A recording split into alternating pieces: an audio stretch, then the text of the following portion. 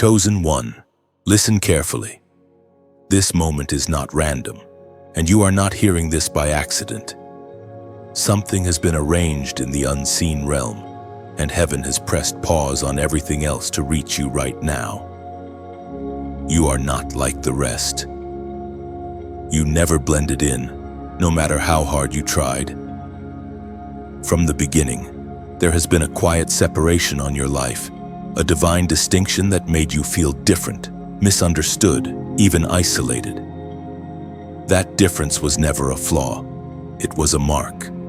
You have been praying, sometimes with words, sometimes only with tears, sometimes with exhaustion so deep you could barely form a thought. And while you wondered if anyone was listening, God was already moving. But here is the part that surprises you. The help you asked for is not coming the way you expected. It is not arriving through the people you trusted, not through familiar doors, not through the systems you relied on before. Help is coming from a stranger sent by God. This is how heaven often works with the chosen. God hides answers inside unlikely vessels so that no one can claim credit but Him. If the help came from those closest to you, you might mistake it for human loyalty. If it came from predictable sources, you might think it was coincidence or strategy. But when it comes from a stranger, there is no confusion. You will know this was divine. Think back over your life.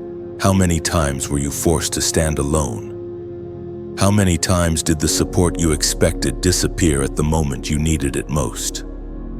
That was not abandonment. That was preparation. God was training you not to idolize people, not to anchor your hope in familiarity, but to recognize His hand even when it reaches you through unknown hands. There were nights when you asked, "Lord, but why won't you send help?" And heaven answered, "I have, but you are looking in the wrong direction." The stranger is part of the design. The stranger carries obedience, not history. The stranger carries assignment, not attachment. They are not bound by your past reputation, your failures, or the labels others placed on you. They see you with fresh eyes because God told them where to look. This is why your spirit has been restless. You can feel something shifting. Doors that were once sealed are starting to loosen. Conversations you never planned are about to change your trajectory. You may dismiss them at first. You may think, "Why would this person care?" But that question itself will be your confirmation. God uses the unexpected to bypass your defenses. Chosen one, do not harden your heart in this season. Discernment does not mean suspicion of everything unfamiliar. Sometimes discernment means recognizing grace when it arrives unannounced. You are entering a chapter where humility will unlock what pride could never access. You will need to listen more than you speak. Watch more than you react. Because the help God sends will not announce itself with noise, it will arrive with peace. There is a reason you survived what should have destroyed you. There is a reason you are still standing after betrayals, delays, and silent seasons. Heaven was preserving you for this moment. The stranger is not coming to take from you, but to align you, not to replace your faith, but to confirm it. Not to distract you, but to redirect you as the message unfolds. Remember this truth: God never sends help too early, and He never sends it too late. He sends it when your character can sustain the blessing. You are closer than you think. The waiting is almost over, and when it happens, you will look back and realize that every closed door, every unanswered call, every lonely stretch was guiding you here. We are reminded through the writings of David in the Psalms. Chapter 27, verse 13, "I remain confident of this, I will see the goodness of the Lord in the land of the living." Hold on to that. You will see it. Not in the distance, not in theory, but here, in your real life, through a real person, at the exact moment you need it most. If this message resonates with your spirit, take a moment to like and share it so it can reach another chosen one who is still waiting for confirmation. Subscribe to stay connected to what God is unfolding in this season. And at the end of this section, as a prophetic act of agreement, type 77 in the comments if you believe help is coming from a stranger sent by God.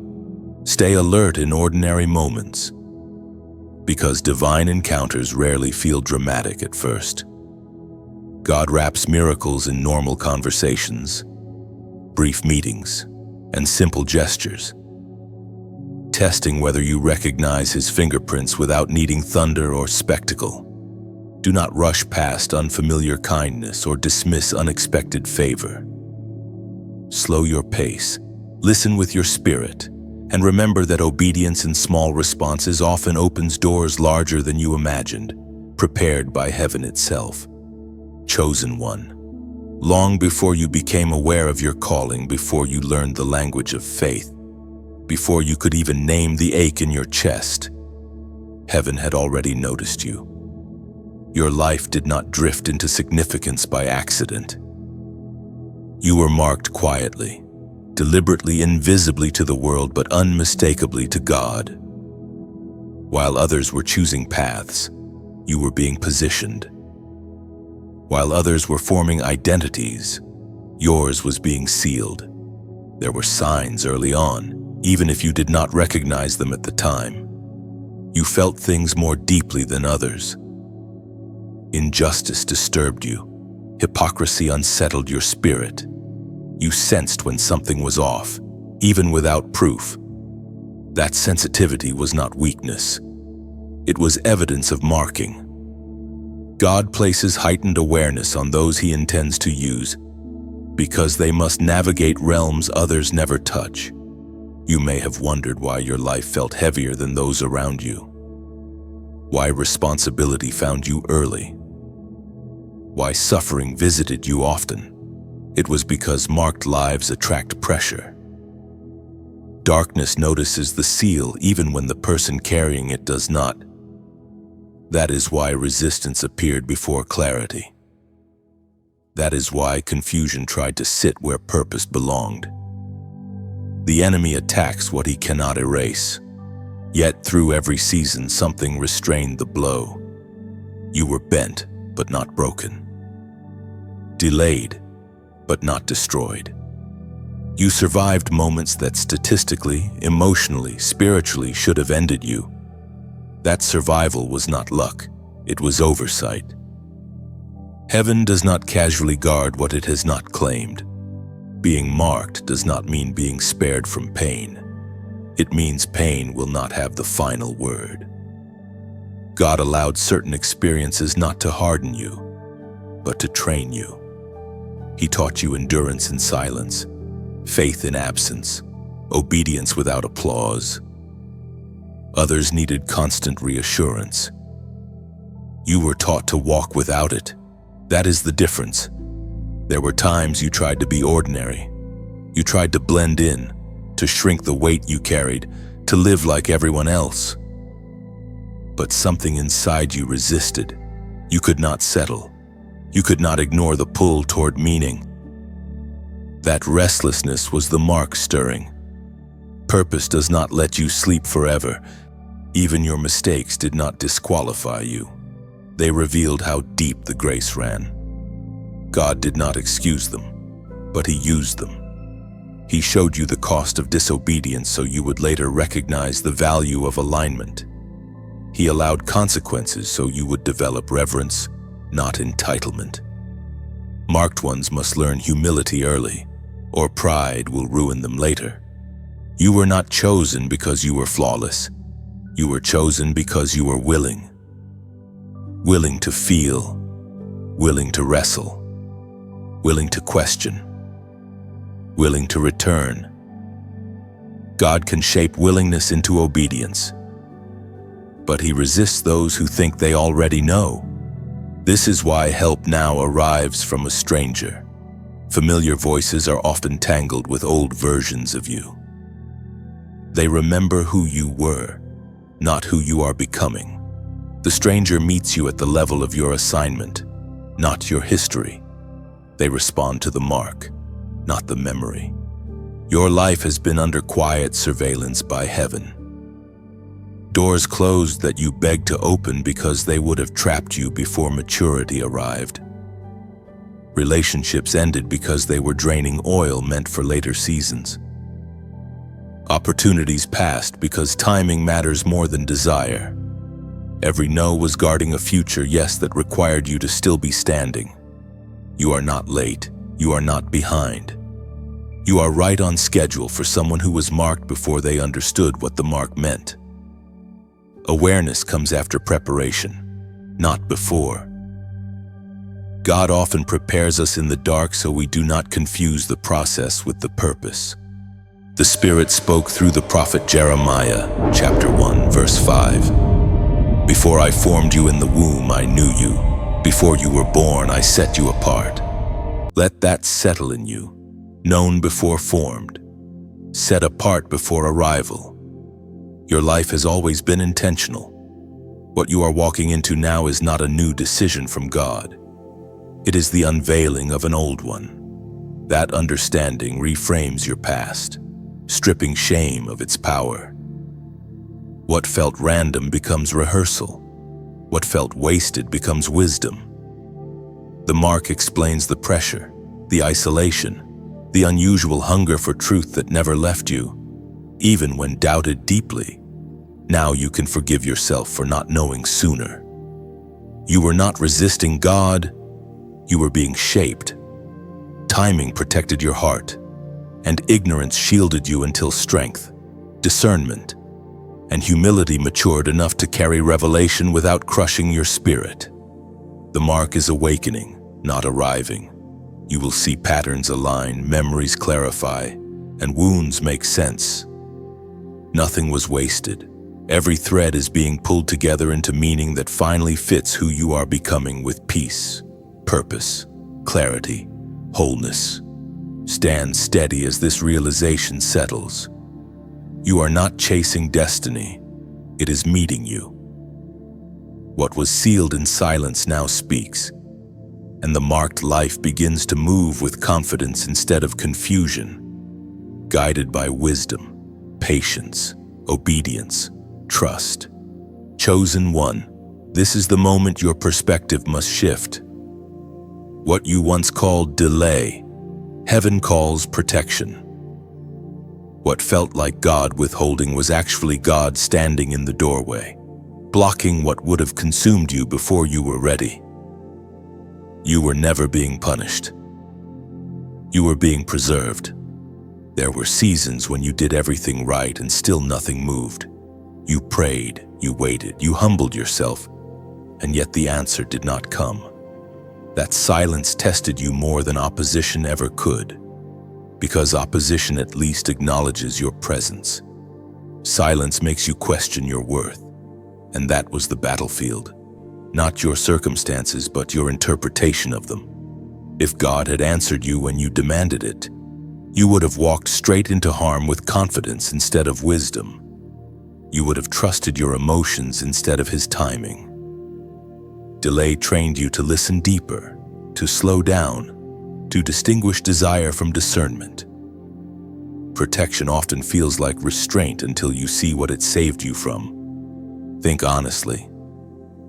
Some doors you begged to open would have destroyed your peace. Some relationships you cried over would have delayed your assignment. Some opportunities you felt entitled to would have exposed you before your character was fortified. God said no, not because He was cruel, but because He was precise. Delay is where pride dies. It strips you of the illusion that you are in control. It teaches you how to stand without applause, how to obey without evidence, how to trust without reassurance. That is why not everyone survives waiting seasons. Many quit not because the calling wasn't real, but because the preparation was uncomfortable. You were forced to sit with unanswered questions so your faith would mature beyond transactions. God was teaching you that He is not a vending machine responding to the right inputs. He is a father shaping sons and daughters for longevity, not moments. There were times you compared your timeline to others. You watched people advance faster, receive quicker, celebrate sooner. And you wondered if you missed something, if you failed a test you didn't know you were taking. But comparison hides the truth. Some people arrive quickly because they are only passing through.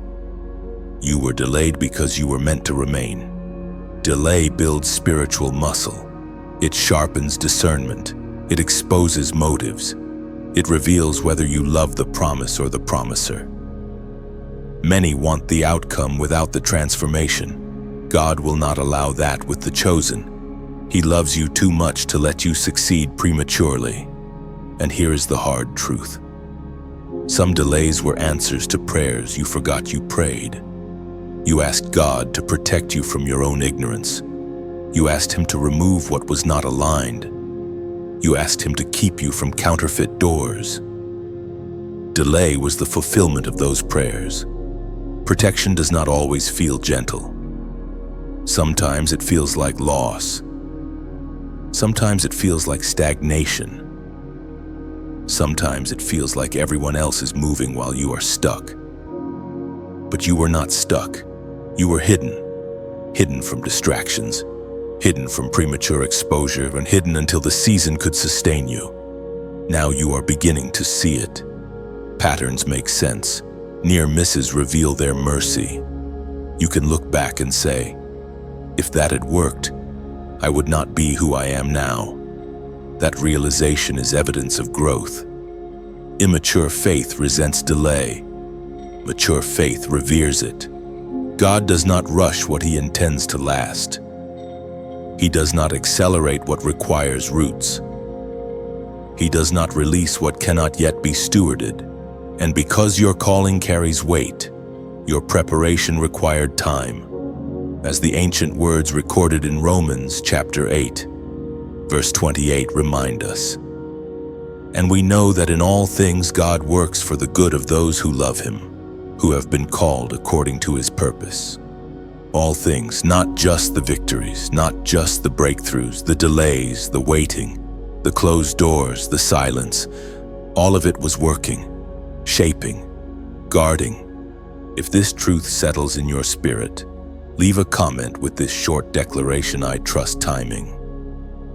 This is not just a comment, it is an act of release. By writing it, you are choosing alignment over anxiety, faith over frustration, and wisdom over impulse. When you type, I trust timing, you are declaring that impatience no longer governs your decisions. You are releasing the urge to force doors, rush processes, or demand answers before wisdom arrives. This statement realigns your heart with divine order instead of emotional pressure and fear. Writing I trust timing is an act of surrender, not passivity. It means you believe God sees what you cannot, guards what you would mishandle, and withholds only what would harm you prematurely. You are choosing faith that rests, not faith that strains or panics. Each time you affirm I trust timing, you weaken anxiety's grip on your mind. You train your spirit to wait without resentment and hope without desperation. This declaration plants peace in uncertainty, allowing clarity, patience, and obedience to grow while God completes what timing perfects. Chosen one. There is a reason help comes to you in ways you did not predict. God intentionally bypasses the familiar when familiarity would interfere with obedience. Those who know you well often carry expectations, assumptions, and emotional attachments that can blur discernment. Heaven is not interested in what feels comfortable. It is interested in what fulfills assignment. When help comes from familiar sources, it is easy to negotiate with it, to delay responding, to reshape it according to preference. You feel entitled to question motives, to test boundaries, to postpone obedience. But when help comes unexpectedly, from a stranger with no obligation to you. The moment carries clarity. There is no history to distort it. There is no debt to manipulate it. There is only a choice: receive or resist. God knows your tendencies. He knows where you compromise, where you hesitate, where you overthink. That is why He often chooses vessels that remove your usual excuses. The stranger cannot be controlled by your past. They cannot be intimidated by your reputation. They are not invested in your comfort. They are invested in obedience. This is not because God distrusts those close to you. It is because proximity can breed interference. Familiar voices may unintentionally protect you from growth. They may speak from love, but love without discernment can still delay destiny. God sometimes steps around human affection to ensure divine direction is followed. You have noticed this pattern before. Breakthroughs often came when you least expected them. Answers arrived through conversations you almost ignored. Opportunities appeared in places you never planned to look. This is not coincidence. It is strategy. God hides precision inside unpredictability. Unexpected help also keeps pride from taking root. When you cannot trace the blessing to your network, your effort, or your planning, gratitude remains pure. You know you did not orchestrate this. You know you did not earn it. You know it had to be God, and that awareness protects you from self-exaltation. Another reason help comes unexpectedly is to test your readiness. Not your desire, but your responsiveness. Many say they want divine intervention, but only on their terms. They want God to move without disrupting their preferences. They want help that fits neatly into existing plans. But divine help often requires adjustment. It requires flexibility. It requires humility. The stranger disrupts routine. They interrupt patterns. They challenge assumptions. They bring perspective untainted by your echo chamber. That disruption is not chaos. It is correction. God uses unfamiliar hands to realign what drifted without you noticing. There is also protection in this method. Those who helped you before may feel entitled to access what God is about to do next. Familiar help can create unhealthy attachments, expectations of return, or subtle control. But when help comes from a stranger, it comes clean. No leverage, no strings, no hidden claims, just obedience fulfilling assignment. You are being taught to recognize God beyond personalities, to hear Him beyond tone, to obey Him beyond comfort. This is maturity. Immature faith demands familiarity. Mature faith recognizes authority regardless of the messenger.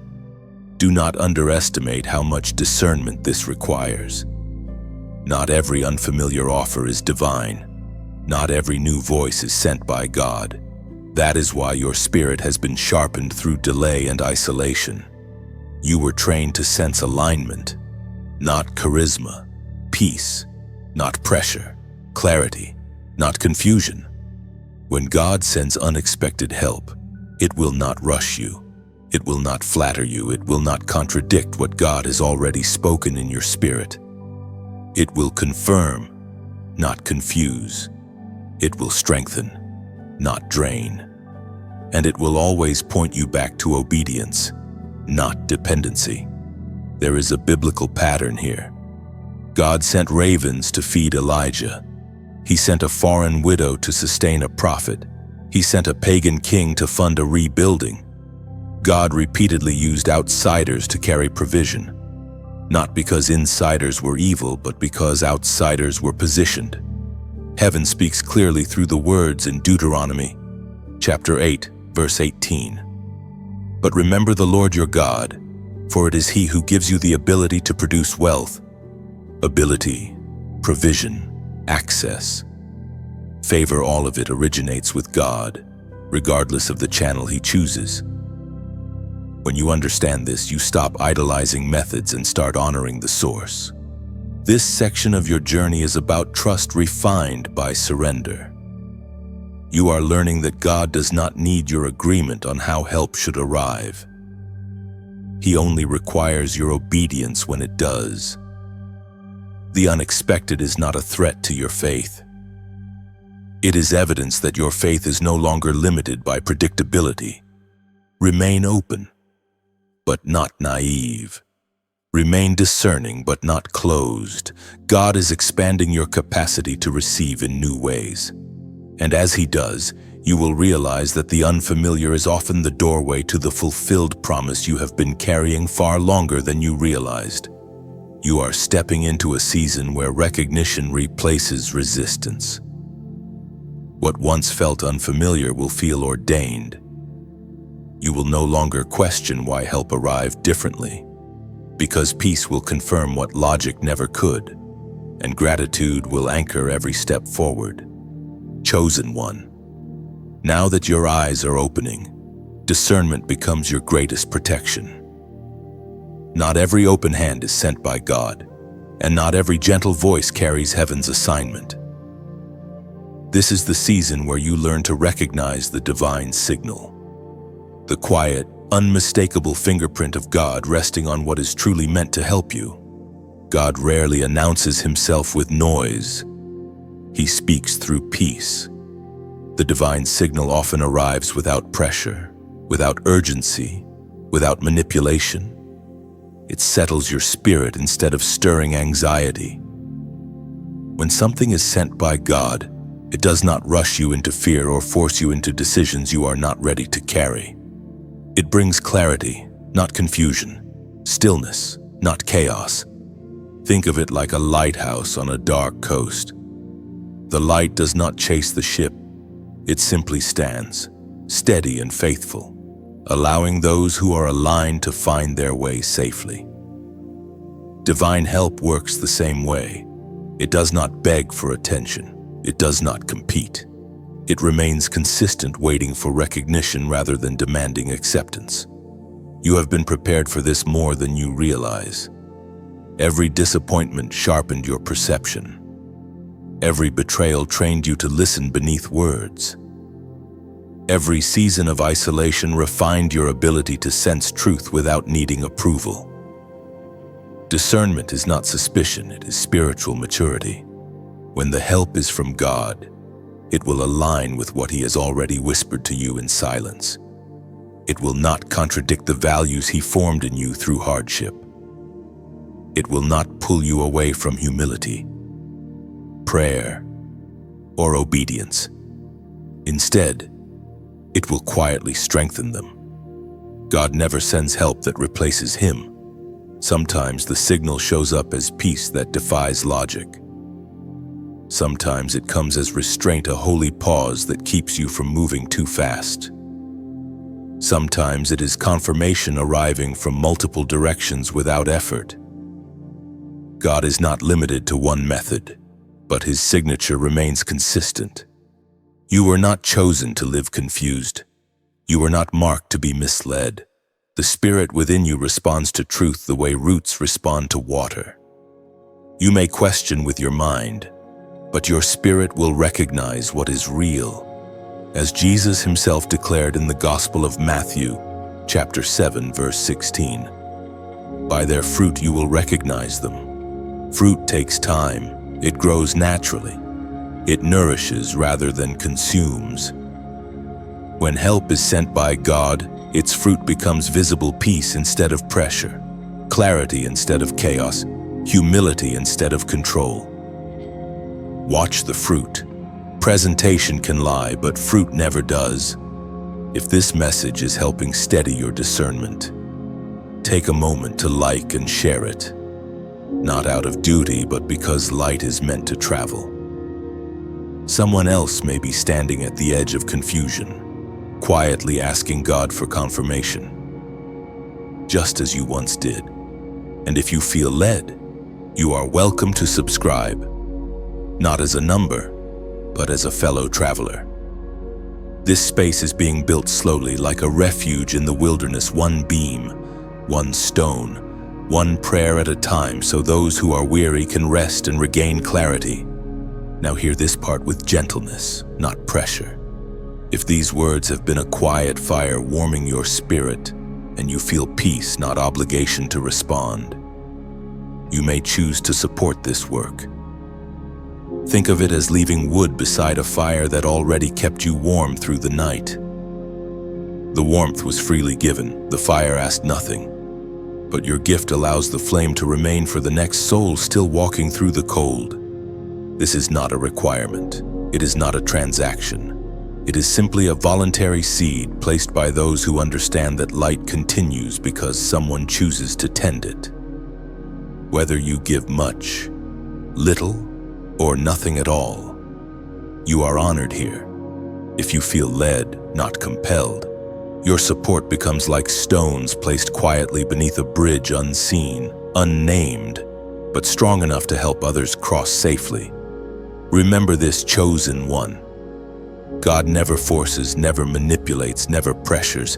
He invites, and those who are learning discernment recognize His voice not because it is loud, but because it carries truth, peace, and freedom. Stay attentive, stay humble. The divine signal will always respect your will, and when it appears, your spirit will know. As you walk forward, let awareness replace anxiety.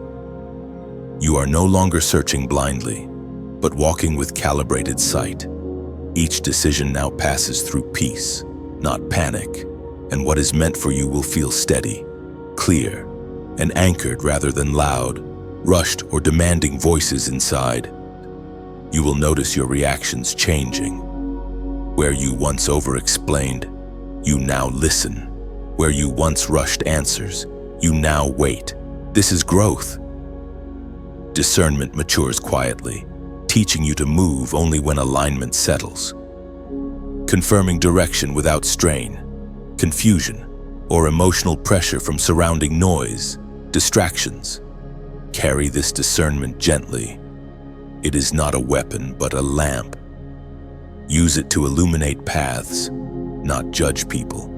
As you grow steadier, others will sense safety near you, drawn to the calm that flows from obedience, patience, and deeply rooted trust that cannot be shaken. Chosen one.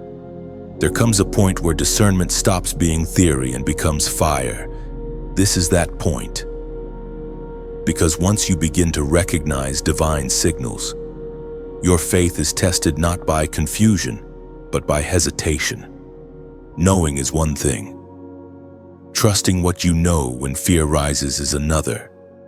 This section is about the testing of discernment, the refining flame that separates spiritual sensitivity from spiritual courage. You can sense when something is from God now. That is no longer the question.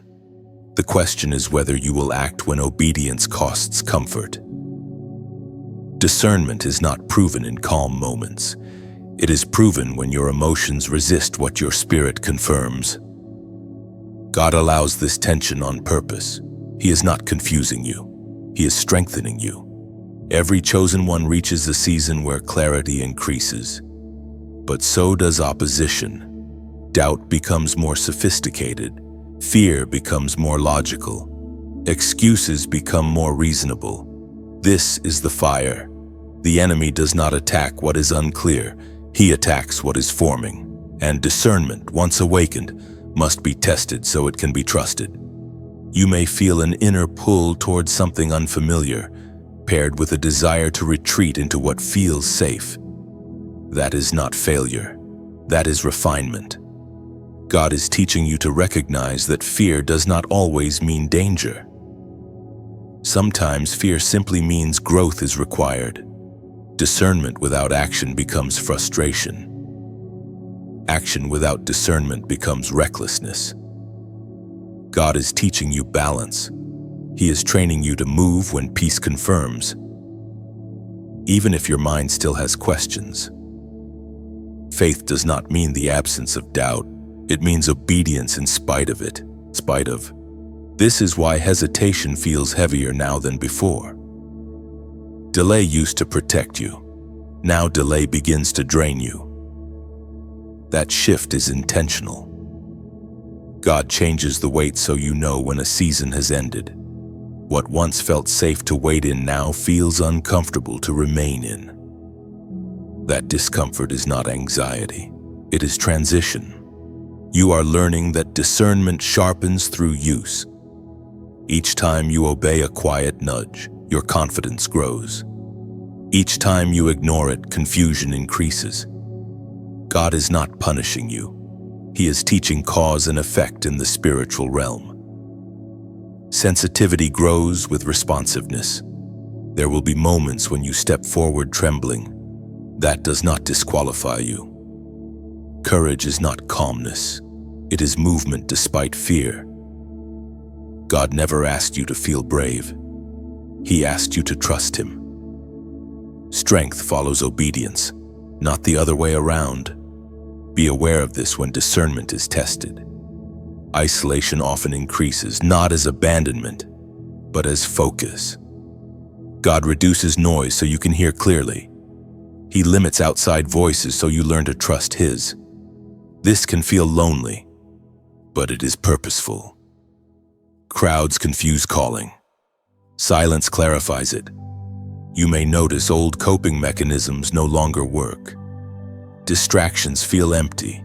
Avoidance feels heavy. You cannot unsee what you now see.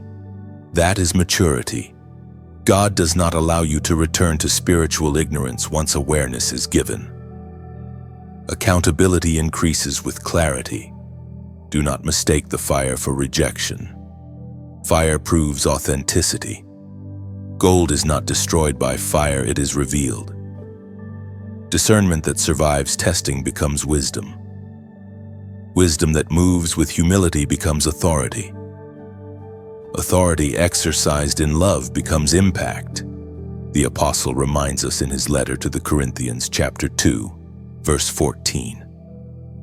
The person without the Spirit does not accept the things that come from the Spirit of God, but considers them foolishness and cannot understand them because they are discerned only through the Spirit. You are learning to trust what cannot be explained to those who do not carry the Spirit. Not everything you do next will be understood. That is not arrogance. That is assignment. Obedience often looks foolish before it looks fruitful. As this fire refines you, anchor yourself in this truth. God does not test discernment to expose weakness, but to establish strength. What survives this season will carry you into the next. If your spirit recognizes this refining process and you choose to move forward in trust, leave this prophetic number in the comments for pure. This is not superstition. It is alignment. By writing it, you are acknowledging stability, foundation, and order being rebuilt in your spiritual walk. When you type 444, you are acknowledging that God is rebuilding your inner foundation. It represents stability after shaking, order after confusion, and strength replacing hesitation. This comment becomes a quiet agreement that you will stand firm, even while growth stretches you beyond familiar ground. Writing 444 is a declaration that you accept the refining process without resistance. You are choosing structure over chaos, patience over impulse, and discernment over fear. It signals that you are ready to carry responsibility with maturity, trusting that what God establishes will not collapse. Each time you affirm 444, you remind your spirit that this season is about alignment, not acceleration. You are allowing God to solidify your footing before expansion. This response anchors you in trust, helping you move forward steadily instead of rushing ahead unprepared. Chosen one, there is a moment that unsettles you more than resistance, more than delay, more than isolation. It is the moment when someone you do not know speaks with accuracy about your life. Not guesses, not generalities. Precision. Details they should not have access to. truth that lands too deeply to dismiss. This is the moment you realize the stranger was listening to God before they ever met you. God does this to remove doubt. He knows how skilled the mind is at rationalizing away miracles. So he allows confirmation to arrive through mouths that cannot be traced, through voices unconnected to your history. When a stranger knows your name, not always literally, but spiritually, it pierces through every defense. This kind of encounter is not about spectacle. It is about recognition. You feel seen in a way that is not invasive, but reverent. There is no entitlement in it, no curiosity for its own sake. The information shared does not inflate ego or produce fear. It brings alignment. It unlocks something dormant. You may feel exposed at first. That is natural. Being known awakens vulnerability. But notice the difference. This knowledge does not shame you. It does not control you. It does not demand anything from you. It simply confirms that God has been paying attention to details you thought were invisible. This is how heaven restores trust. After seasons of misunderstanding, God reminds you that He knows exactly where you are, what you have endured, and what you have carried in silence. The stranger becomes a mirror, reflecting back the truth God has already spoken over you, but that you struggled to believe alone. There is a reason this happens now. Earlier in your journey, such confirmation might have overwhelmed you or distracted you. Now it steadies you. Now it strengthens discernment rather than replacing it. God never sends revelation before the vessel can hold it without pride or fear. You may question how they knew. You may try to trace the connection. Resist that urge. Not everything needs explanation. Some things are meant to be received, not dissected. Obsession with the method can cause you to miss the message. Understand this: when God reveals personal details through a stranger, it is not for dependency, it is for validation. God does not want you chasing messengers. He wants you trusting Him. The stranger's role is temporary. The truth they deliver is lasting. Be cautious of anyone who uses knowledge to establish power over you. God's messengers do not collect leverage. They deliver and release. They do not linger to be admired. They do not demand loyalty. They do not position themselves as essential. Once the message is delivered, they step back. This encounter may activate memories you buried, dreams you abandoned, words spoken over you long ago that you assumed expired. God uses precision to resurrect purpose, not to overwhelm you, but to remind you that nothing He promised has been forgotten. You are not meant to be impressed by the person. You are meant to be encouraged by the accuracy. The awe belongs to God alone. When the focus shifts to the vessel, discernment weakens. When the focus remains on God, peace remains intact. There is also a deeper layer here. God sometimes reveals your name to remind you of your identity. Names in Scripture represent calling, not labels. When heaven speaks your name, it is calling forth alignment, not nostalgia. It is a summons, not a memory. This is why the encounter lingers with you. It does not fade like excitement. It settles like truth. You replay it not because you are chasing a feeling, but because it carries weight. That weight is authority resting on confirmation. The Spirit spoke through the prophet Isaiah, chapter 43, verse 1. Do not fear, for I have redeemed you. I have called you by name. You are mine. This is not about ownership as control. It is about belonging as protection. God reminds you who you are so you do not forget whose you are in the next season. After this moment, something changes. You stop needing constant reassurance. You stop explaining yourself to people who cannot see you. You stop shrinking to fit expectations that were never assigned to you. Being known by God frees you from being understood by everyone else. The stranger may exit your life as quietly as they entered. Do not panic. Their role was not to stay, it was to deliver. God does not keep messengers around longer than necessary because He does not want your faith transferring to people. What remains is confidence, not loud, not arrogant, but settled. You walk differently now. You choose differently.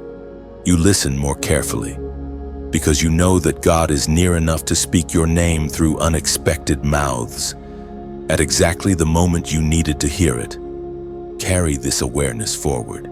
It will protect you from doubt when the next step feels uncertain. God has already shown you He knows where to find you. Chosen one. One of the greatest deceptions of long waiting seasons is the belief that what you need is far away. Distance becomes a story you tell yourself to explain delay. You assume provision is somewhere in the future, hidden in a place you have not reached, attached to a version of you that has not yet arrived. But God often works in the opposite direction. What you need is not distant. It has been near, quietly waiting for recognition. Provision hidden in plain sight does not announce itself. It blends into routine. It disguises itself as ordinary. Because if it arrived with spectacle, you might chase the excitement instead of stewarding the gift.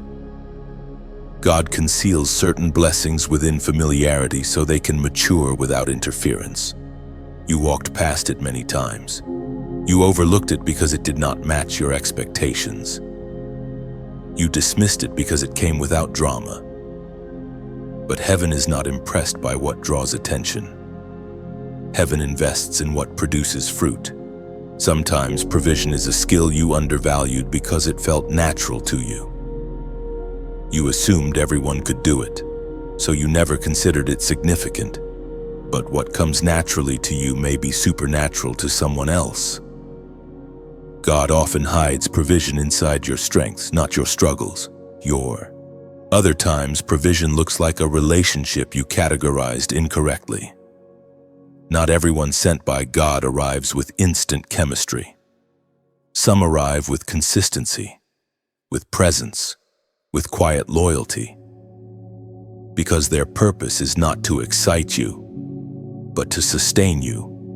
You may have prayed for rescue while God was offering resources. You asked for a way out while He was providing tools to build through. Provision does not always remove the challenge. Sometimes it equips you to overcome it. There is also provision in perspective. Wisdom gained through pain becomes currency later. Lessons learned in obscurity become guidance in leadership. What you thought was loss may become supply in the hands of others. God wastes nothing. The difficulty is that hidden provision requires attentiveness. You must slow down enough to notice it. Waiting seasons train you for this. They quiet your appetite for spectacle and sharpen your eye for substance. This is why impatience can blind you. When you rush, you only see what is obvious. But when you wait, you begin to notice what is stable, what remains, what has endured the test of time. God hides provision in endurance because endurance reveals value. You are not starting from nothing. You never were. God has been stacking resources around you quietly. Knowledge, connections, character. Even certain disappointments were redirecting you toward provision you would have missed otherwise. Sometimes the provision is a door that never closed, even when you tried to shut it. A conversation that kept resurfacing. An idea that refused to leave you alone. God is persistent with what He provides, but gentle with how He reveals it. The danger is despising small beginnings. You may ignore what feels insufficient, not realizing it is seed, not harvest. God rarely gives the full manifestation at once. He gives beginnings that require faith to nurture. In Scripture, provision often appeared in unexpected forms. Manna looked unimpressive, A sling looked inadequate. Loaves and fish looked insufficient. But when God blesses something, its origin becomes irrelevant. We are reminded through the writings of David in the Psalms, chapter 23 and verse 1. The Lord is my shepherd, I shall not want. This does not mean you will never desire. It means what you truly need will never be absent. Want speaks of lack. Shepherding speaks of guidance. God ensures you are led to provision, not just handed it. Provision hidden in plain sight also teaches responsibility. When you find it, you must choose to steward it. God does not force increase. He responds to faithfulness. What you honor grows. What you neglect stagnates. You are being invited to reassess what is already in your hands. The calling did not begin when you noticed it. It began when God placed it near you. Recognition is simply the awakening to what was already there. This awareness shifts your posture. You stop chasing distant answers and start cultivating present resources. You stop resenting where you are and begin using what you have. That shift unlocks movement. Nothing you need is missing. It may be undeveloped, it may be unrecognized, but it is not absent. God does not send you into a season without provision already assigned to it. As this truth settles, you will find gratitude rising where frustration once lived. And gratitude sharpens sight. You will begin to see opportunities where you once saw limitations. Supply where you once saw scarcity. Provision was never hiding from you. It was waiting for you to slow down, look again, and trust that God is more intentional than you realized. As you look again, your eyes adjust. What once seemed ordinary now carries weight and purpose. God trains you to see value where impatience once saw lack, and provision begins to multiply the moment recognition replaces frustration. Chosen one. If you are feeling resistance intensify, you are not regressing, you are approaching breakthrough. Opposition does not rise randomly, it responds to proximity. The closer you move toward alignment, the louder resistance becomes, because something is about to shift that cannot be undone. Resistance often appears disguised as exhaustion, irritation, sudden doubt, or emotional heaviness with no clear source. Nothing externally changed, yet internally you feel pressed. This is not weakness, this is friction. And friction only happens when movement is occurring. Many misunderstand this season and retreat, thinking something is wrong. But resistance before breakthrough is a pattern written across scripture and life. Pharaoh resisted hardest right before release. Walls stood firm before collapsing. Storms intensified just before Jesus spoke peace. Pressure increases when authority is about to be revealed. The danger here is misinterpretation. If you label resistance as a sign to stop, you may pause at the threshold. The enemy cannot stop what God has ordained, but he can try to exhaust you enough to make you stop yourself. Notice how resistance attacks your focus. Old thoughts resurface, past failures replay. Familiar fears attempt to reestablish residence. This is not coincidence. The mind is targeted because belief fuels obedience. If belief is shaken, movement slows. But here is what you must understand: resistance does not have creative power. It can only react. It cannot initiate destiny. It can only respond to it. The very fact that resistance has intensified is evidence that something irreversible is forming. You may feel tempted to explain yourself, defend your choices, or seek reassurance from people who cannot see what you see. Resist that temptation. Breakthroughs do not require consensus. They require obedience. Validation often comes after movement, not before it. This is also where many grow weary of doing right. You have been consistent. You have been patient. You have been restrained. And now, just as momentum begins to build, resistance presses harder. That is because endurance is being tested one final time. You are not meant to fight resistance emotionally. You are meant to stand spiritually. Stillness in this season is not passivity. It is strength under control. Do not overreact. Do not retreat. Do not dramatize the pressure. Let it pass through without redirecting you. Resistance often tries to make you feel alone. It isolates you mentally even when people are around. This is a lie. Heaven is closer than you think. Support is active in realms you cannot see.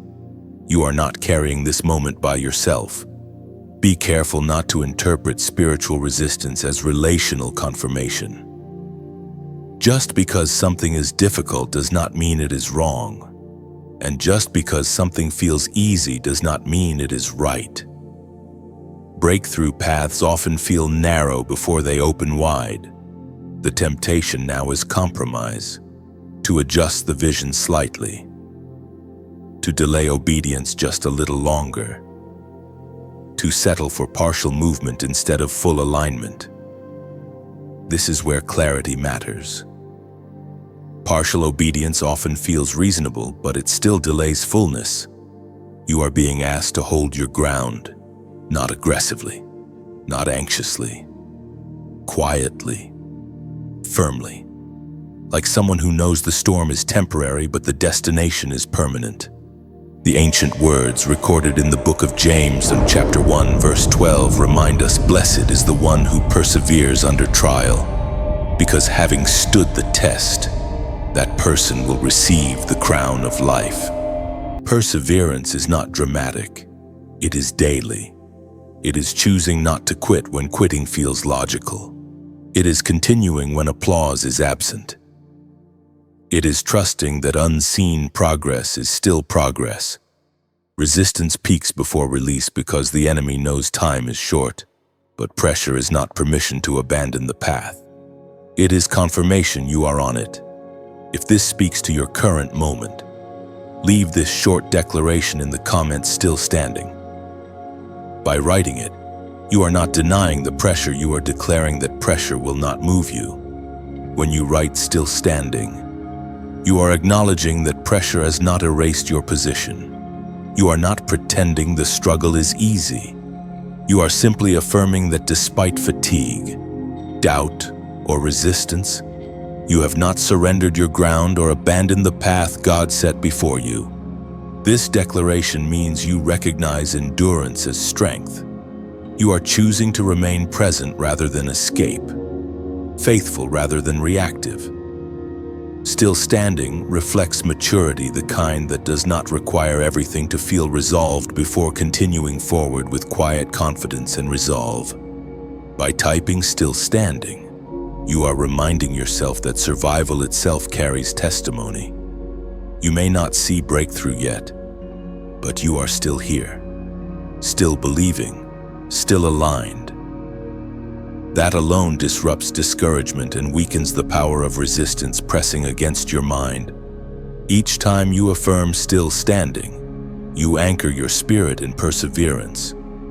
You shift focus from what is challenging you to what is sustaining you. This statement trains your heart to value consistency over intensity and faithfulness over feelings, knowing that breakthrough often follows those who simply refuse to quit. Chosen one. There is a sacred moment when alignment unlocks doors that effort never could. You did not force them.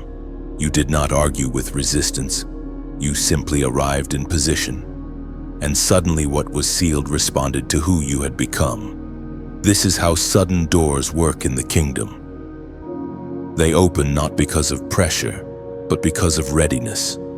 Alignment is quiet. It does not announce itself with urgency or drama.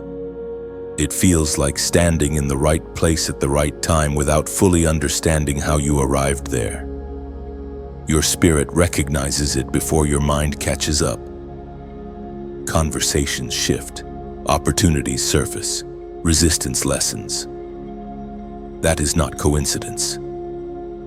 That is alignment. For a long time, you tried to make things happen. You carried responsibility that was never yours. You pushed when you were meant to prepare. God allowed that striving to tire you so you could learn the difference between motion and movement. Motion exhausts. Movement carries grace. Sudden doors open when obedience has already done the slow work behind the scenes. While nothing seemed to change externally, internal adjustments were taking place. Motives were being purified.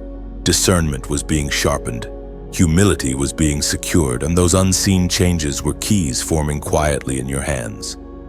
When alignment arrives, peace accompanies opportunity. Not excitement that feels frantic, but peace that feels grounded. The door does not require you to abandon your values to enter. It does not ask you to become someone else. It fits who you are now, not who you were trying to be. God does not open doors to test you. He opens them to release what He has already placed within you. That is why timing matters. An early door can crush you. A late door can discourage you. But a timely door strengthens you. Sudden does not mean unprepared. It means prepared without applause.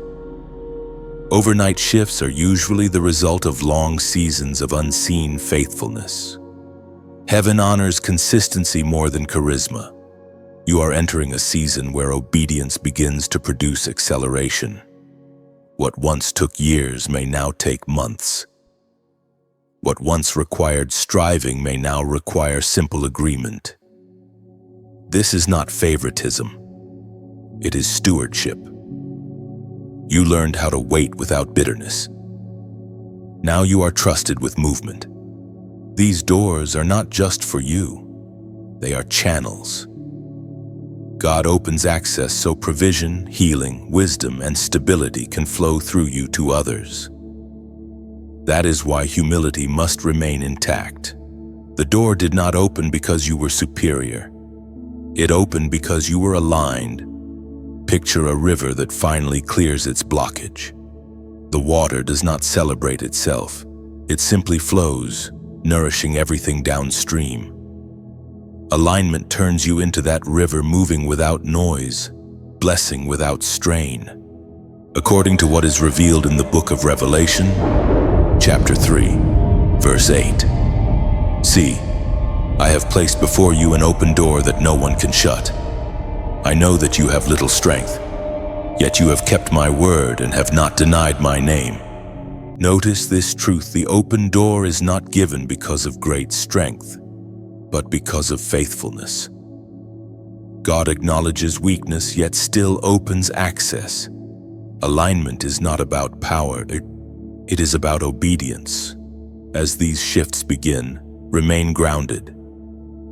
Do not rush to announce. Do not rush to prove. Let fruit speak. Sudden doors can close just as quickly for those who forget why they opened. If this message resonates, take a moment to like and share it. Not to elevate a voice, but to extend clarity. Somewhere, another chosen one is standing before a closed door, blaming themselves, unaware that alignment, not effort, is what heaven is inviting. You are also welcome to subscribe, not as a number, but as a fellow traveler. Think of it as walking alongside others who understand that growth is quiet, faith is steady, and transformation does not need noise to be real. And now hear this with gentleness, not pressure. If these words have felt like fresh water after a long walk, and you sense a peaceful desire to give back, you may choose to support this work. Imagine a well in dry land. You did not pay to drink from it. The water was there because someone chose to dig and someone chose to maintain it. Any gift you offer becomes part of that unseen labor that keeps the well available for the next thirsty soul. There is no obligation here, no transaction. Giving is never a condition for belonging. It is simply one beautiful voluntary way among many to say, "This mattered to me." Whether you give, share, or quietly carry this message forward, you are participating in the flow. Think of it like tending a garden you did not plant. You rest in its shade, taste its fruit, and if you choose to water it even once, the garden continues blessing others long after you move on. Remember this: chosen one, sudden doors are sustained by steady hearts. Walk through what God opens with gratitude, not haste. What is opening now is not merely opportunity, it is alignment catching up with obedience. Chosen one. Obedience is often misunderstood because it looks ordinary from the outside. It does not always come with emotion, revelation, or visible reward. Sometimes it is simply choosing to act in alignment when no one is watching and nothing seems to change. Yet in the unseen realm, obedience activates movement far beyond what you can measure. God does not wait for perfection before He responds. He responds to willingness. Obedience is not about proving devotion, it is about positioning. When you choose alignment over convenience, you step into a realm where assistance is already prepared. Heaven is structured. Nothing is random. When obedience is present, help is dispatched. You may not see it immediately. Angelic aid rarely announces itself. It operates quietly, strategically, invisibly. Protection shifts. Timing adjusts. People are delayed or redirected. Conversations align. Obstacles lose momentum. You think things are coincidental, but obedience has already set unseen forces in motion. This is why small acts matter.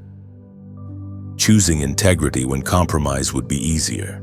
Choosing restraint when reaction feels justified. Choosing faithfulness when recognition is absent. These moments feel insignificant, but they carry authority. Heaven responds to obedience that costs something. There were times you obeyed without understanding why. You felt a nudge to stop, to speak, to wait, to move, to release. You may have questioned yourself afterward, but those moments mattered more than you realized. God does not reveal the full picture because obedience is meant to flow from trust, not control. Angelic aid does not replace responsibility. It reinforces obedience. God does not send help to excuse disobedience, but to support alignment. This is why some prayers feel unanswered. Heaven does not empower what contradicts divine order. You are learning that obedience changes environments. When you choose alignment, resistance weakens. When you remain faithful, confusion lifts. When you obey quickly, clarity increases. Delay does not always mean denial, but prolonged hesitation often delays assistance. There is a reason obedience is tested before breakthrough. God ensures that when help arrives, it does not corrupt you. Assistance without obedience creates dependency. Assistance partnered with obedience creates authority. Think of obedience as a signal fire. It does not light the entire sky, but it marks your position. Heaven responds to alignment with precision. Help is dispatched to where obedience is practiced, not where intention is claimed. You may never know what you were protected from, which accident was diverted, which conversation was softened, which door closed before harm entered. Angelic aid often works backward, preventing outcomes you never experience. You call it peace. Heaven calls it intervention. This does not mean life becomes effortless. It means you are not alone in effort. Obedience aligns you with support you cannot see but can feel. You sense it as steadiness in chaos, confidence in uncertainty, calm in pressure. There were moments you wanted God to act while you remained still in disobedience. He waited, not because he was unwilling, but because he was faithful to order. God does not bypass obedience to answer prayer. He uses obedience to fulfill it. This is maturity, understanding that obedience is not loss, but leverage. It places you where provision can reach you without harm. It ensures that help strengthens rather than overwhelms. The danger is delaying obedience while waiting for clarity. Often clarity follows obedience, not precedes it. You step, then light appears. You move, then direction sharpens. Faith is not blindness, it is trust in sequence. Angelic aid also brings correction. Sometimes help shows up as restraint, a blocked path, a canceled plan, a disruption you did not welcome. But later you realize it redirected you away from damage. Obedience made room for that redirection. The psalmist reminds us in the book of Psalms, chapter 91, verse 11, "For he will command his angels concerning you to guard you in all your ways." Notice the phrase "your ways," not intentions, not desires. Ways imply direction, movement, obedience. Protection follows aligned paths. This truth shifts how you see discipline. Obedience is not about restriction, it is about safety. A guardrail is not punishment, it is preservation. God places boundaries not to limit you, but to keep you positioned for help. You are entering a season where obedience will feel lighter, not heavier. That is because resistance is loosening its grip. What once felt difficult now feels natural. Alignment is becoming habit. Continue choosing what aligns, even when no one affirms it, even when results are delayed, even when silence follows. Heaven is responding, even if earth is quiet. Obedience activates assistance you do not have to manage. You do not command it. You simply stay aligned and let God handle the unseen. And as you move forward, remember this: every step of obedience carries more support than you realize. You are not walking alone. You never were. As you continue walking in alignment, trust that unseen support moves with you. Every obedient step echoes beyond what you perceive, shaping outcomes, guarding your path, and reinforcing peace. What feels quiet now is active, intentional, and powerfully working on your behalf. Chosen one. There are moments when heaven confirms timing in ways that bypass logic. You notice patterns you cannot dismiss, repetition that feels intentional, numbers that surface again and again, not demanding belief, but inviting awareness. This is not about superstition. It is about sensitivity. God often confirms seasons through rhythm before revelation. Throughout Scripture, God used signs to confirm alignment, not to replace faith, but to strengthen it. Confirmation does not create obedience, it steadies it. When God knows you are standing at a threshold, He often provides reassurance not because you are weak, but because the step ahead carries weight. You have been discerning, waiting, refining. Now timing matters. Moving too early could strain you. Moving too late could stall momentum. So God confirms. He whispers through patterns that catch your attention and hold it. Not to distract you, but to anchor you. Numbers are one of those anchors. They are not commands. They are reminders. They signal that heaven is involved, that order is present, that this moment is not random. God is a God of order, sequence, and appointed times. When confirmation arrives, it aligns peace with decision. You may notice these confirmations when your heart is quiet, not when you are anxious. That is important. God does not shout over panic. He speaks into stillness. When your spirit is receptive, confirmation becomes recognizable. This is how you know it is from God. It does not pressure you. It reassures you. It does not rush you. It steadies you. It does not inflate ego. It grounds humility. Divine confirmation always carries peace. You are not being asked to chase signs. You are being invited to notice alignment. There is a difference. Chasing creates anxiety. Noticing creates gratitude. God does not want your attention consumed by symbols.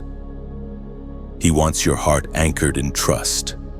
Timing confirmations often arrive after obedience has been established. You have already shown willingness. Now God reassures you that you are not alone in this moment. He confirms that unseen support is active, that the season has shifted, that preparation has matured. This is also protection. Confirmation guards you from impulsive decisions. It calms the urge to force outcomes. It reminds you that God is ahead of you, not behind you. That reassurance allows patience to coexist with momentum. Do not dismiss what brings peace just because it cannot be explained. Not everything spiritual is meant to be analyzed. Some things are meant to be received and held lightly. Confirmation is not a map. It is a compass. You are stepping into a season where trust deepens, where fear loses authority, where waiting transforms into readiness. Confirmation marks that transition. It tells your spirit, you are not early. You are not late. You are here, as the prophet wrote in the scroll of Habakkuk, chapter 2, verse 3. For the revelation awaits an appointed time. It speaks of the end and will not prove false. Though it linger, wait for it. It will certainly come and will not delay. Appointed time, not rush time, not delayed time. Appointed. God operates on precision, not impulse. Confirmation reminds you of that precision. You may still feel questions. That is normal. Confirmation does not remove mystery, it removes panic. It gives you room to move forward without forcing certainty. Faith grows best in that space. This is not about predicting outcomes. It is about trusting timing. God confirms not the entire path, but the next step. That is enough. If you are sensing this confirmation in your life right now, leave this prophetic number in the comments 8888. This number represents completion leading into new beginning, overflow following endurance, and alignment after long preparation. By writing it, you are acknowledging that this season is shifting with purpose, not chance. When you write 888, you are recognizing that a cycle has reached completion without being wasted. It signifies endurance rewarded, lessons integrated, and preparation finished. This comment becomes an acknowledgement that what once felt repetitive was actually refining you for expansion and readiness beyond what you could see. Typing 8888 also reflects trust in overflow that follows faithfulness. Not excess for pride, but sufficiency for purpose. It signals that you believe God restores more than was delayed, returning strength, clarity, and provision in balanced measure, aligned with responsibility and humility rather than impulsive desire. By affirming 8888, you are accepting transition without fear. You are not clinging to what is familiar or rushing toward what is unknown. This declaration places you in the center of timing, where patience meets movement and wisdom governs the pace of your next steps. Each time you affirm 888, you anchor your spirit in divine order. You remind yourself that nothing unfolded randomly. The waiting shaped you, the confirmation steadied you, and the next season opens not through striving, but through alignment, trust, and readiness to steward what comes next. Carry this assurance quietly as you move forward. Let it calm urgency and steady decisions. You are not chasing signs. You are walking in alignment, trusting that God's timing surrounds you with order, peace, and purposeful momentum. Chosen one. Fear does not disappear because you grow stronger. It disappears because you grow clearer, Holy courage is not the absence of trembling. It is the decision to move while trembling no longer has authority. This is the season where fear loses its voice, not because it stops speaking, but because you stop obeying it. Fear once protected you. It kept you alert in unsafe seasons. It taught you caution when wisdom was still forming. But fear is not meant to lead you forever. There comes a point where what once preserved you begins to limit you. God does not remove fear by force. He replaces it with courage rooted in trust. Holy courage is different from confidence. Confidence often relies on evidence. Courage relies on conviction. Confidence says, "I know this will work." Courage says, "Even if I do not know, I will still move." This distinction matters now because the next steps may not come with guarantees. You may notice fear changing its strategy. It no longer shouts panic. It whispers logic. It sounds reasonable. It presents itself as wisdom, caution, timing. But discernment reveals the difference. Wisdom produces peace. Fear produces paralysis. One clarifies, the other confines the other. Courage does not rush you. It steadies you. It does not demand perfection before movement. It simply asks for obedience. Fear wants certainty before action. Courage grows through action itself. This is why courage feels uncomfortable at first. It stretches muscles you have not used. You have already practiced courage more than you realize. Each time you remained faithful without recognition. Each time you chose integrity over convenience. Each time you waited instead of forcing. Those were acts of courage. They did not feel heroic, but they were foundational. Now courage is shifting from endurance to expression. You are being asked not only to withstand pressure, but to move forward with intention. This may require conversations you avoided, decisions you delayed, or steps you postponed because fear framed them as risky. Understand this: courage does not guarantee ease. It guarantees alignment. God never promised that obedience would feel safe. He promised that it would be accompanied. Courage does not remove challenge. It ensures you are not facing it alone. Fear often exaggerates consequences. It convinces you that one misstep will undo everything. That is a lie. Growth is rarely fragile. God builds resilience into those He calls. You are allowed to learn while moving. Perfection is not required. Willingness is. You may still feel fear after you act. That does not mean you acted wrongly. Courage is not validated by immediate peace. Sometimes peace follows obedience slowly, settling in after the step is taken. Trust the sequence. This is also where identity stabilizes. Fear thrives on uncertainty about who you are. Courage grows when identity is rooted. You are no longer trying to prove worth. You are responding to calling. That shift changes everything. There will be moments when fear urges retreat into familiarity. Old patterns may call you back, but you have outgrown them. Courage recognizes when comfort has become constraint. You are not abandoning safety, you are redefining it. Courage also refines your voice. You speak more clearly and you explain less. You do not overshare to gain approval. Fear needed validation. Courage stands without it.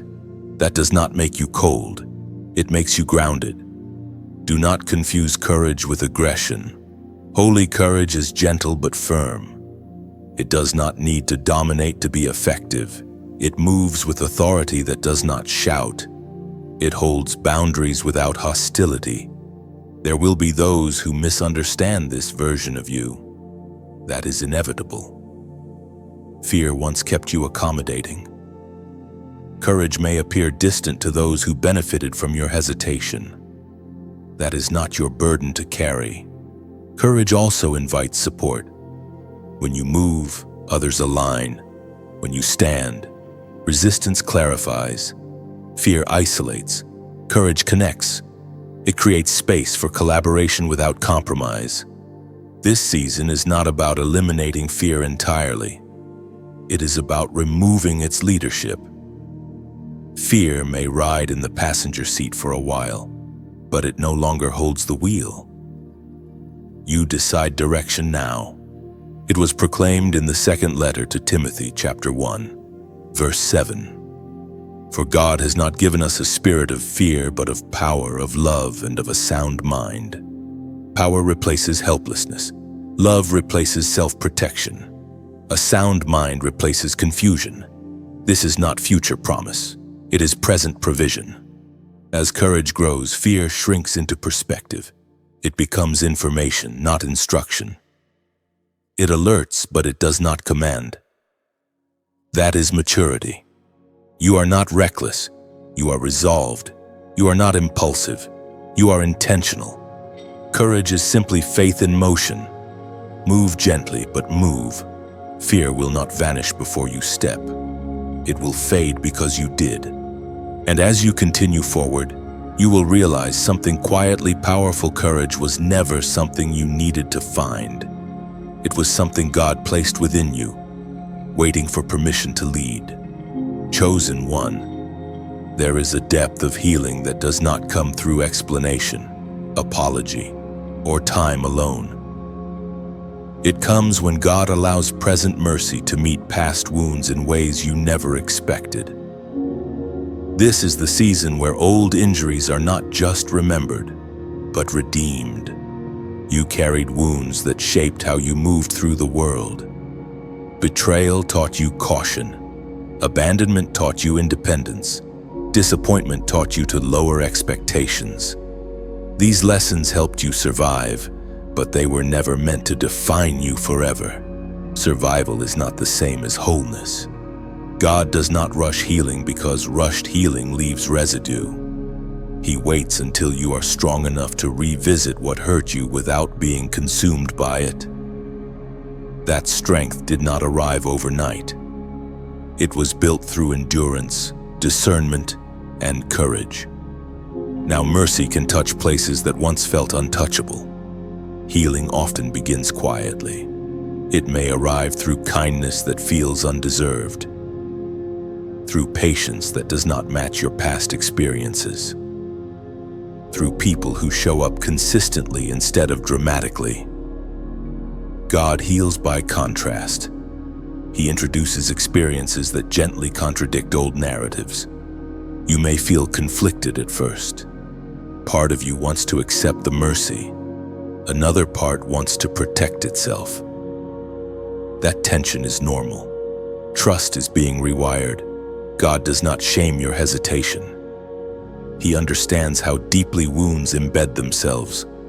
Past wounds have a way of interpreting present situations inaccurately.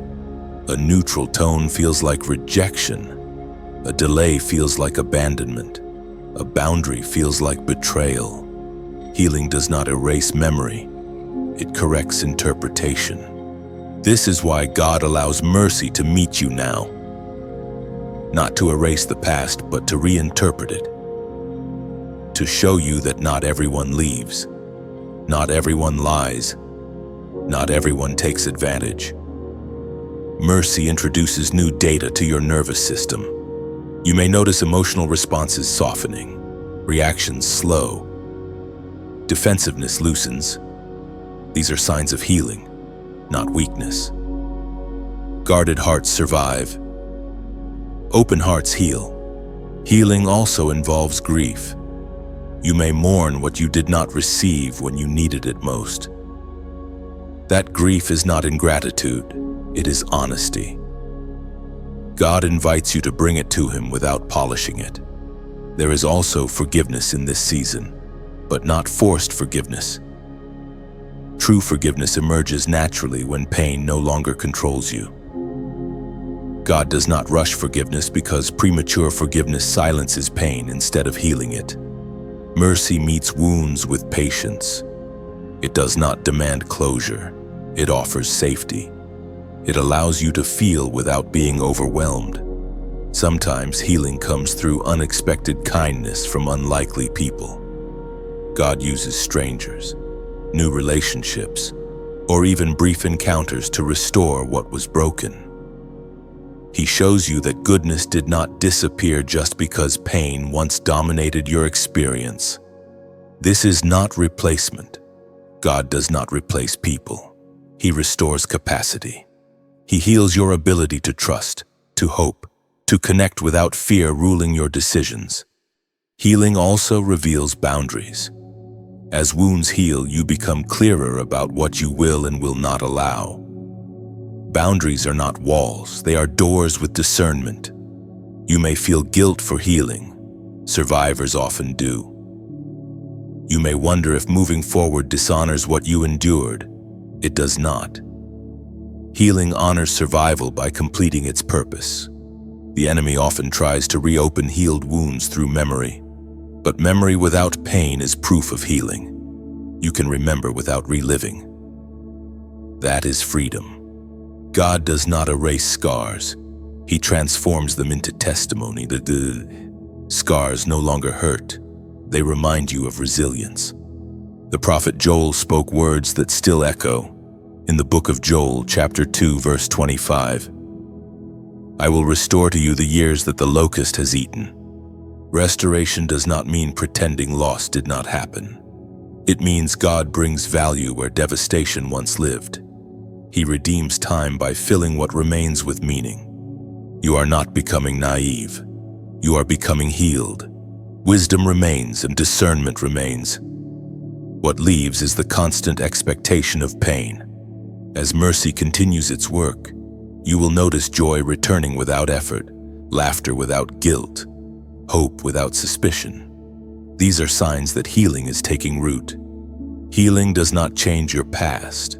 It changes your future. It allows you to build without carrying unnecessary weight. It frees energy once consumed by defense. This season is not about revisiting every wound. It is about allowing God to touch what still reacts, what still aches, what still influences decisions silently. You are not weak for needing mercy. You are human, and God delights in meeting humanity with compassion. Let the healing continue at its own pace. You do not need to force progress. God is not impatient with your process.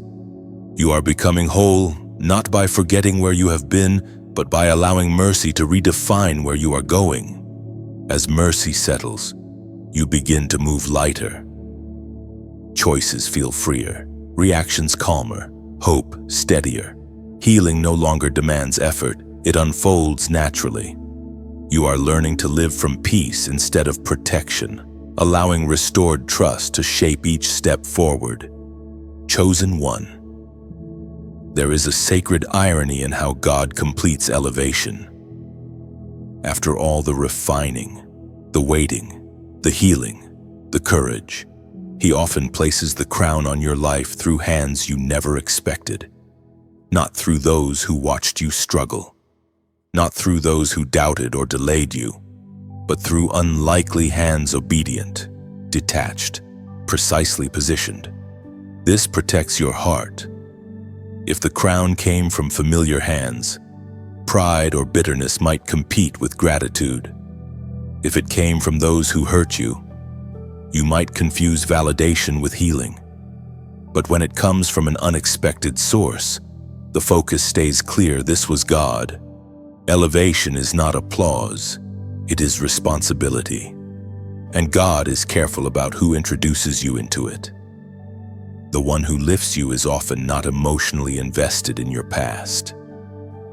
They see assignment, not history, calling, not wounds, capacity, not scars. This is why recognition feels different now. It does not intoxicate you, it steadies you. You are no longer craving approval, you are receiving confirmation. That shift tells you are ready. Crowns in the kingdom are not worn for display. They are carried for service, God elevates you so you can carry weight, not status, influence, not ego. And that requires humility to remain intact. The unlikely hands often arrive quietly. A recommendation you did not ask for. An opportunity you did not chase. A door opened by someone who barely knows your story. That anonymity keeps your posture clean. You may be tempted to over-explain yourself in these moments. Resist that. Let the fruit speak. Let God advocate.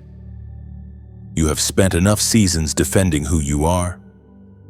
Now you are learning to steward who you have become. Elevation also brings visibility. Not the kind that feeds insecurity, but the kind that demands consistency.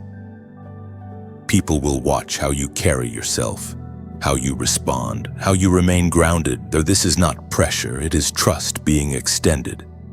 The crown does not change your identity, it reveals it. Who you are in obscurity is who you are in elevation, only more visible. That is why preparation mattered so much.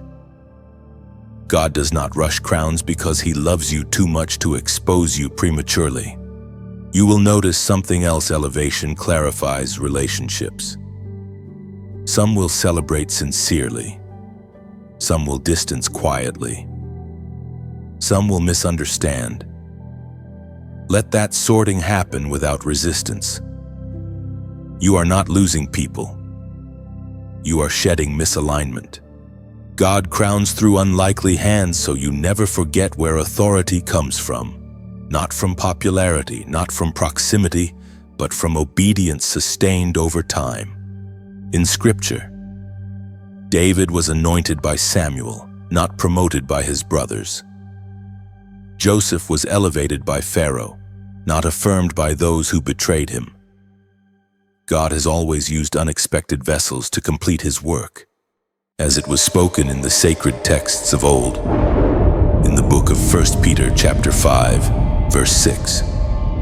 Humble yourselves therefore under God's mighty hand, that He may lift you up in due time. Due time matters, not early, not late, due. As you sense this elevation forming, let gratitude stay close. Gratitude keeps crowns light. It prevents entitlement. It reminds you that everything you carry was entrusted, not earned. If this message has been meaningful to you, imagine it like a torch passed gently from one traveler to another. If you choose to like and share, it is not promotion. It is simply turning the light slightly so someone else can see the path more clearly. And if you feel at home here, you are welcome to subscribe, not as a follower, but as a companion. Think of it as choosing to sit around the same quiet fire, where stories are shared, wisdom is exchanged, and no one is rushed to be more than they are ready to be. And if this message resonates with your spirit, you may leave a short comment below. I receive with humility. This is not for visibility, but for grounding. Writing it is a quiet reminder to yourself that elevation does not harden your heart, and that whatever God places on your life, you choose to carry it with gratitude, not pride. Now receive this part with softness. If these words have felt like shelter in a long journey, shade and heat, warmth and cold, and you feel a gentle desire to give back, you may choose to support this work. Picture a bridge built stone by stone. You crossed safely, not knowing who placed each stone. A gift, if you offer one, becomes another stone unseen, unnamed, but essential for those who will cross after you. There is no requirement here, no price for belonging. Giving is simply one beautiful way to say, I was helped, and I choose to help keep the path open. Whether you give, share, or quietly carry this message forward, the value remains the same. Crowns placed by God do not separate you from others. They position you to serve them better. Walk gently, stay grateful, and remember what God lifts, He also sustains, as long as humility remains your foundation. Chosen one. What God gives next is not meant to impress others, it is meant to be stewarded by you. Stewardship is the quiet discipline that determines whether a gift matures into legacy or fades into memory. Receiving is visible, stewarding is hidden, and heaven measures what happens after the moment far more than the moment itself. You are carrying something entrusted, not owned. That distinction protects you from misuse. Ownership tempts control. Stewardship invites care. God places gifts into hands He trusts to listen, adjust, and protect what has been given without exploiting it for personal gain. This is why humility must deepen, not relax, after increase. Stewardship begins with restraint. Not everything you receive is meant to be displayed immediately. Exposure before rooting weakens what could have grown strong. God often asks you to protect the gift from noise, opinions, and premature interpretation. Silence can be stewardship. Privacy can be obedience. You may feel an urge to validate the gift through explanation or activity. Resist that. Gifts validated by constant motion often burn out. Gifts stewarded through patience endure. God is teaching you to value longevity over visibility. There will be seasons when stewardship looks like saying no to good opportunities to preserve alignment with the best one. This requires discernment sharpened by trust. Not every open door deserves your energy. Stewardship asks, not can I, but should I. Capacity matters. Timing matters. Pace matters. You will also learn that stewardship includes maintenance. What God gives must be tended, skills must be sharpened, character must be guarded, rest must be honored. Burnout is not sacrifice, it is mismanagement. God does not require you to destroy yourself to prove faithfulness.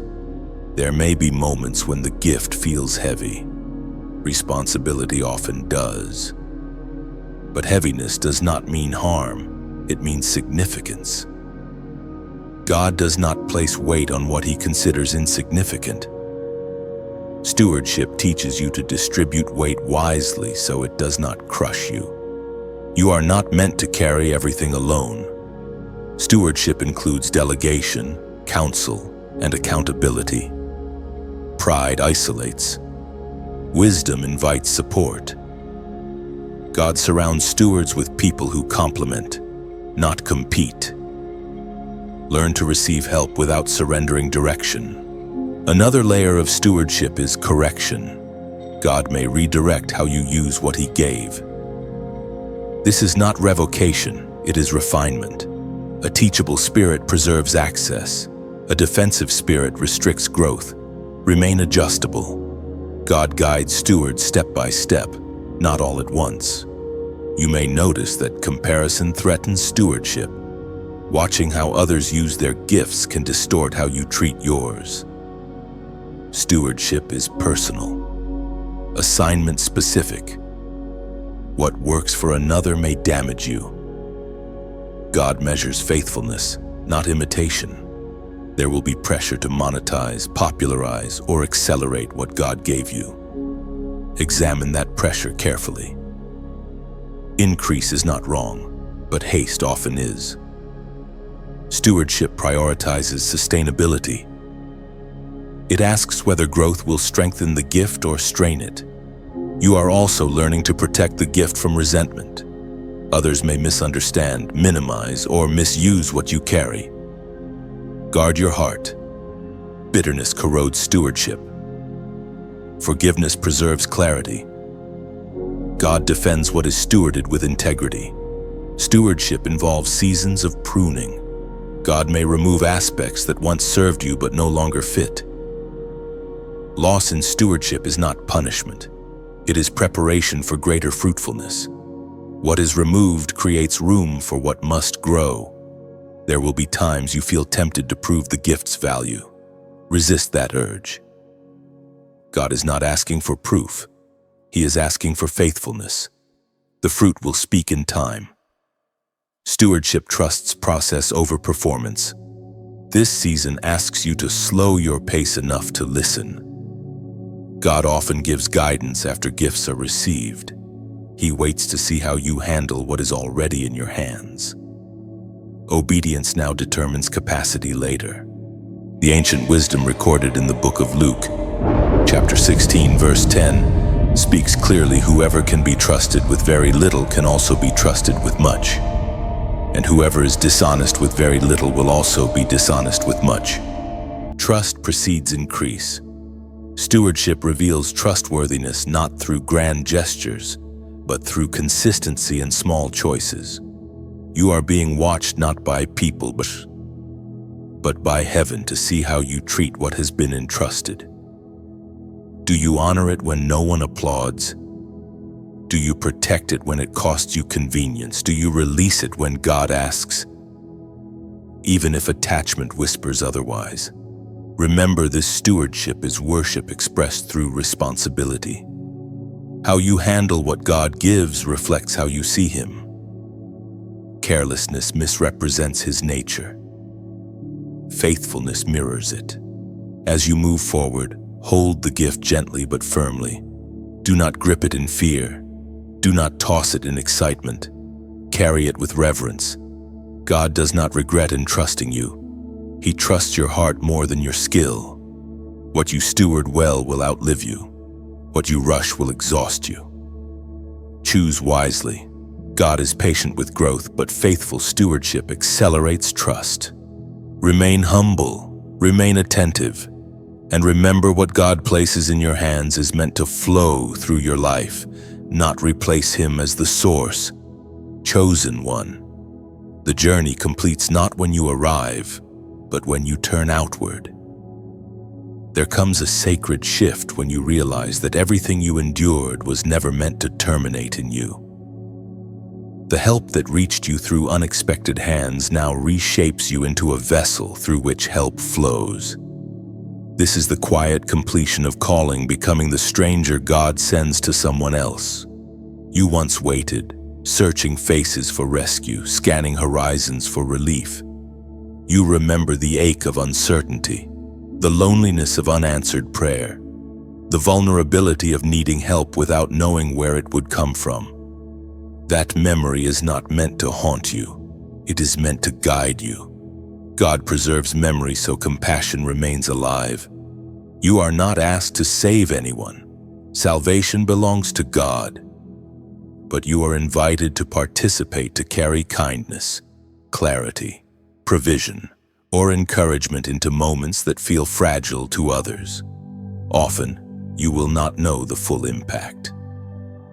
The seed you carry may sprout long after you leave. Being the stranger does not require visibility. Sometimes it looks like listening without fixing.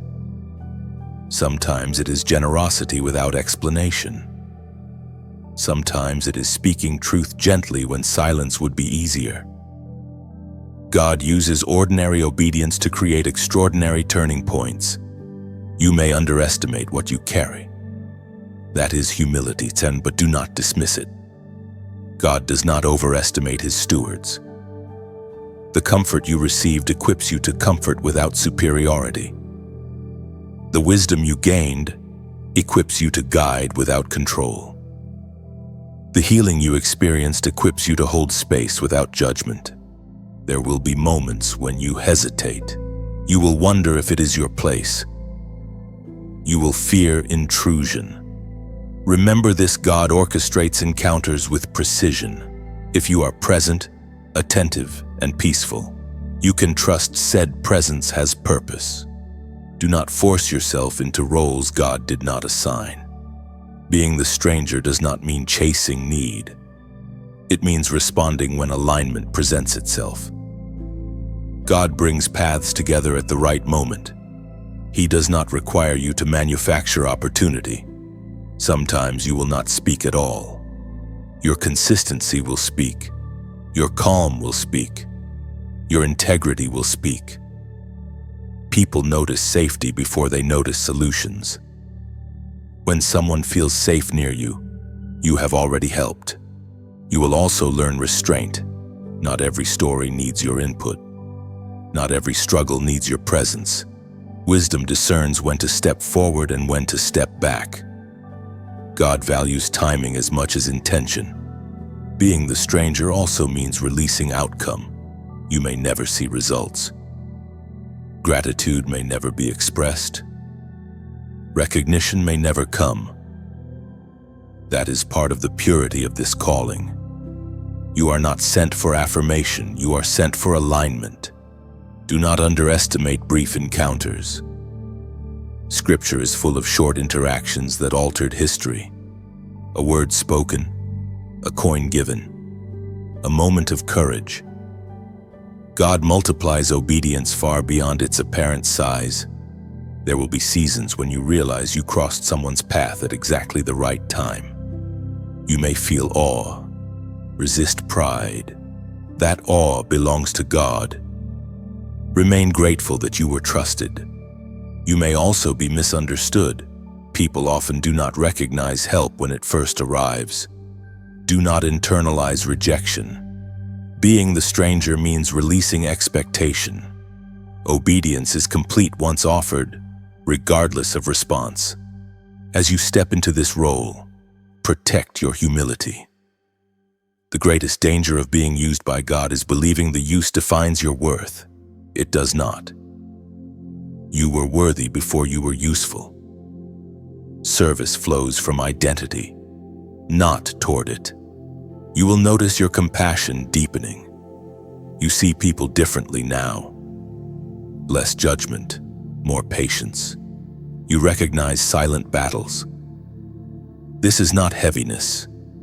It is discernment refined by love. Your life becomes quieter, but fuller. Less reactive, more intentional. You move with awareness rather than urgency. You no longer need to be the center. You are content to be a bridge. This is how God's help multiplies across generations. Someone obeys. Someone receives. Someone becomes. The pattern continues, not loudly, but faithfully.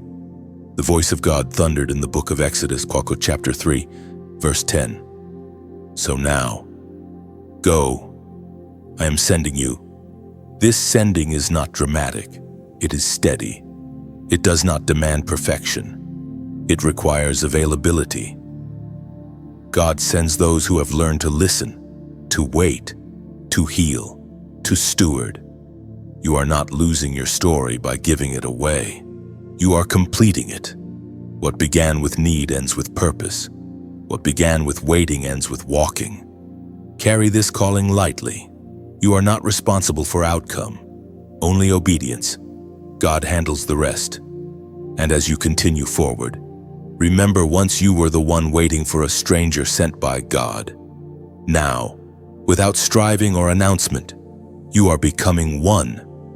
You walk on with quiet confidence, aware that ordinary moments now carry sacred potential. Your presence alone can soften fear, restore hope, and steady hearts. Without seeking recognition, you move faithfully, knowing God uses willing vessels to answer prayers whispered long before you arrived. Chosen one, you have walked a long road through these words, not to be entertained, but to be reminded of who you are, why you endured, and how God has been weaving purpose through every unseen moment. This ending is not a conclusion, it is a release. You are stepping back into your life with clearer eyes, steadier footing, and a heart anchored in meaning. If this journey has resonated with you, imagine it like a lamp you carried through the dark. You did not create the light, but you allowed it to guide you. When you like and share this message, it is not promotion. It is gently placing that lamp along the path for someone else who is still finding their way. Light multiplies when it is passed, not when it is hidden. If you feel moved to respond, you may leave a short comment below, something simple, something honest. Think of it as leaving a small marker on the road that says, "I was here. This mattered." Your words may quietly strengthen someone you will never meet. You are also welcome to subscribe if you wish to continue walking alongside messages like this. Not as an obligation, but as a choice, like choosing to return to a place that felt safe, grounded, and real. And finally, receive this gently. If these words have given you clarity, comfort, or courage, and you feel a peaceful desire to give back, you may choose to support this work. Picture a table set in the wilderness. You were invited freely. You were fed without cost. A gift, if you offer one, is simply helping keep the table set for the next weary traveler. Nothing more. Nothing required.